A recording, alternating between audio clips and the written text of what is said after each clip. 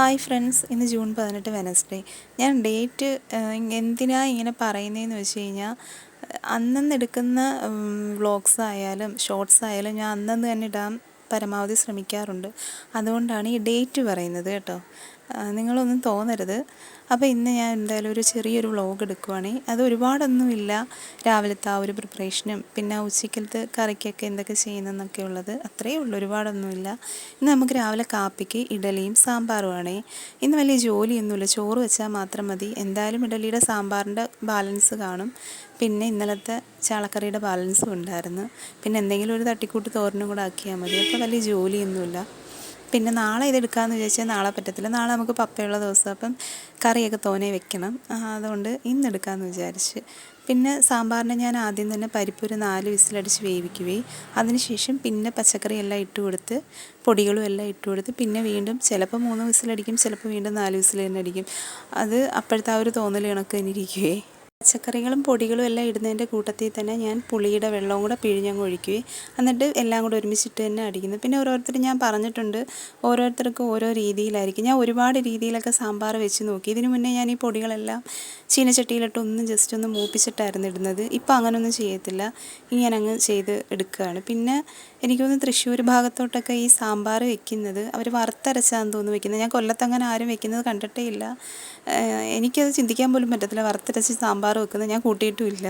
അപ്പം ഇവിടെ അങ്ങും അങ്ങനെ വെക്കുന്നത് കണ്ടിട്ടില്ല കേട്ടോ. പിന്നെ എനിക്ക് ഒരുപാട് രീതിയിൽ നമ്മൾ വെച്ച് നോക്കിയിട്ടുണ്ടെങ്കിലും ഞാനിപ്പോൾ ഈ ഒരു രീതിയിൽ തന്നെ മുന്നോട്ട് പോകുന്നത്. പിന്നെ ആവശ്യത്തിന് ഉപ്പൊക്കെ ഇട്ട് കുക്കർ അടച്ച് വെക്കുകയും സെയിം ഇതുപോലെ തന്നെ നമ്മൾ ഈ അവിയലിൻ്റെ കാര്യം എടുക്കുമ്പോഴേ കുറേ ഏരിയകളിലൊക്കെ എനിക്ക് തോന്നുന്നു തൈരൊക്കെ ഒഴിച്ച് അവിയൽ വെക്കുന്ന കണ്ടിട്ടുണ്ട്. പിന്നെ കുറേ ആൾക്കാർ തക്കാളി ഇടത്തില്ല, സവോള ഇടത്തില്ല. പക്ഷേ ഇവിടെ തൈര് ഒഴിച്ചൊന്നും വെക്കത്തില്ല. ഞാനതൊരു വട്ടം ടേസ്റ്റ് ചെയ്തിട്ടുണ്ട്, എനിക്കതങ്ങോട്ട് ഇഷ്ടപ്പെട്ടതേ ഇല്ല. നമുക്ക് കറക്റ്റ് തേങ്ങയൊക്കെ ഇട്ട് തക്കാളി ഇട്ട് സവോളയൊക്കെ ഇട്ട് ആ ഒരു രീതിയിൽ എടുക്കുന്നത് തന്നെ ഇഷ്ടം. അപ്പോൾ അതാ ഞാൻ പറഞ്ഞത്, ഓരോരുത്തർക്കും ഓരോ രീതിയുണ്ട്, അവർക്ക് ഓരോ ടേസ്റ്റ് ഉണ്ട്. അവർ ആ ഒരു രീതിക്കനുസരിച്ചേ ചെയ്തു പോകത്തുള്ളൂ. അതുപോലെ തന്നെ ചില ഫുഡൊക്കെ ഞാൻ തന്നെ വെച്ച് കഴിക്കുന്നതാണ് എനിക്കിഷ്ടം. അത് ചില ആളുകളൊക്കെ അങ്ങനെ ആയിരിക്കും. ചില ആഹാരങ്ങൾ അവരവർ വെച്ച് തന്നെ കഴിക്കണമല്ലേ. പിന്നെ നമുക്ക് എന്നും രാവിലെ 7:30 ഒരു ഗസ്റ്റ് വരുവേ. അത് വേറെ ആരുമല്ല, എൻ്റെ ഇച്ചാൻ്റെ അനിയൻ്റെ മോനാണേ. അവനെ എന്നും രാവിലെ ഒരു 7:30 7:45 ആകുമ്പോഴേക്കും കൊണ്ടുവന്നാക്കും. അനിയത്തി വർക്ക് ചെയ്യുകയാണ്, പുള്ളിക്കാരി സ്കൂൾ ഓഫ് ബെൻസികളുടെ ട്യൂട്ടറാണേ. അപ്പോൾ രാവിലെ എന്നും കൊണ്ടുവന്ന് ഞാൻ ആക്കും. പിന്നെ ഒരു 9:30 ആകുമ്പോഴത്തേനും അനിയൻ വന്ന് വിളിച്ചിട്ട് പോകും. അപ്പോഴത്തേനും മോനെ ഇവിടെ റെഡിയാക്കി നിർത്തിയേക്കും. രാവിലത്തെ കാപ്പിയൊക്കെ കൊടുത്ത് റെഡിയാക്കി യൂണിഫോമൊക്കെ ഇങ്ങ് കൊണ്ടുവരും.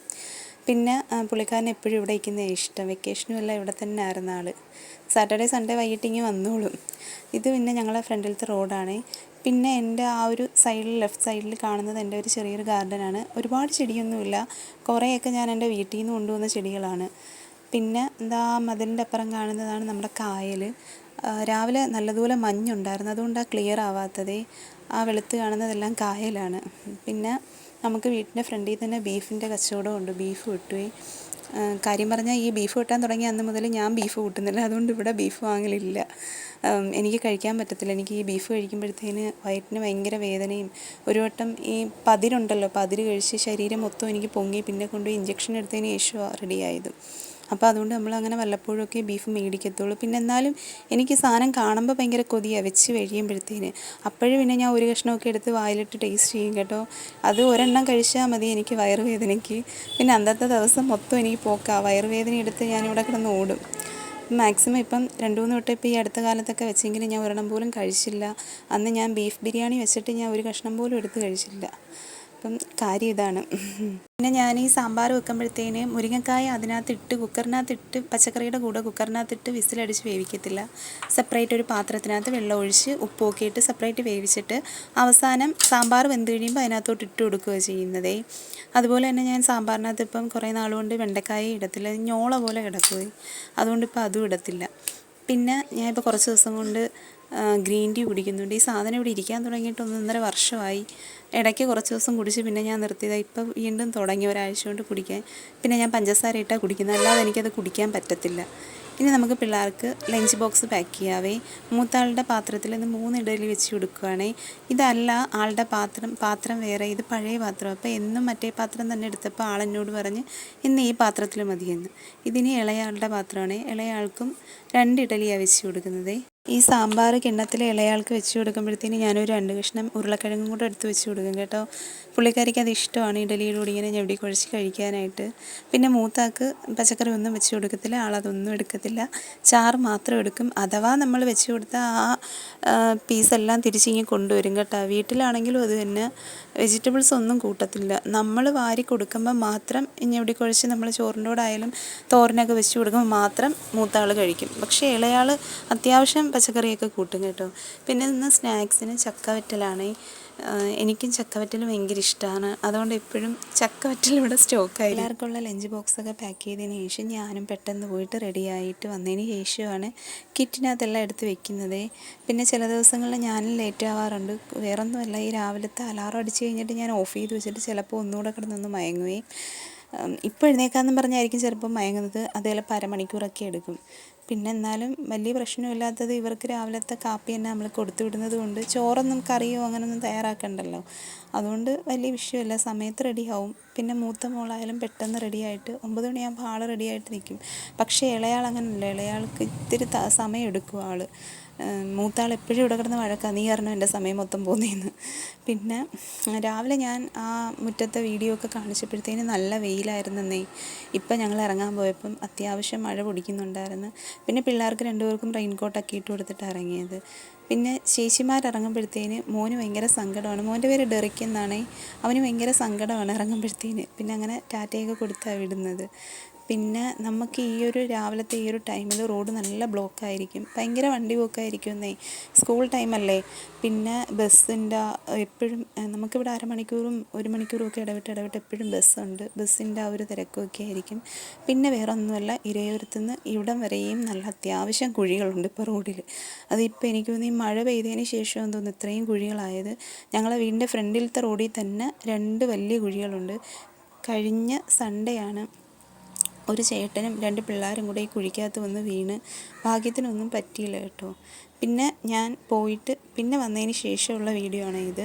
വന്ന് ഞാൻ കാപ്പിയൊക്കെ കഴിച്ചതിന് ശേഷം ഉച്ചക്കലത്തേന് ചോറിൻ്റെ കൂടെ ഇച്ചിരി പയർ നമ്മൾ ഉള്ളി മുളകൊക്കെ ഇട്ട് വഴറ്റിയെടുക്കത്തില്ലേ, അങ്ങനെ ചെയ്യാൻ വേണ്ടി ഒരു 3/4 നാഴി പയറുണ്ടായിരുന്നു. അതെടുത്തിട്ട് വേവിക്കാൻ വെക്കുകയാണേ. ചില സമയത്ത് ഞാൻ കൊച്ചുള്ളി എടുക്കും, ചില സമയത്ത് ഞാൻ സവോള എടുക്കും. ഇപ്പോൾ പിന്നെ ഞാൻ പെട്ടെന്നങ്ങ് സവോള എടുത്ത് വെച്ചാണ് ചെയ്തത്. സവോളയും കുറച്ച് വെളുത്തുള്ളിയും പിന്നെ ചിലപ്പം കുറച്ച് കാന്താരിയും കൂടെ പൊട്ടിച്ചിടുകയും. പിന്നെ ഈ ഒരു വീഡിയോ ഒക്കെ എടുത്തു തരുന്നത് എനിക്കെൻ്റെ വീഡിയോഗ്രാഫറാണ്. അത് വേറെ ആരുമല്ല, ഇച്ചാൻ്റെ ഇളയ അപ്പച്ചിയുടെ മോളാണ്. അവളുടെ പേര് ലിജി എന്നാണ്. അവൾ അത്യാവശ്യം എനിക്ക് എല്ലാ വീഡിയോകളും എടുത്തു തരുന്നത്. ഞാൻ പറഞ്ഞില്ലേ, എനിക്ക് ട്രൈപോഡിൽ എടുക്കുമ്പോൾ അങ്ങോട്ട് തൃപ്തിയാവുന്നില്ല. ഇതാകുമ്പം ഇവൾ കറക്റ്റായിട്ടൊക്കെ ഓരോ രീതിയിലൊക്കെ എനിക്കെടുത്ത് തരും.